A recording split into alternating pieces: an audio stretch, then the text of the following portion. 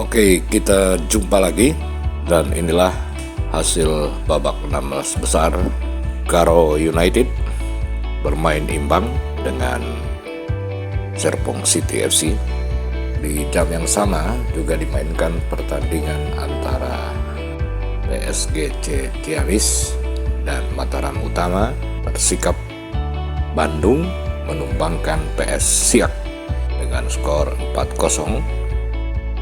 Sementara di pertandingan grup D memainkan Talo Persidago berhadapan dengan Gresik United juga berkesudahan 0-0.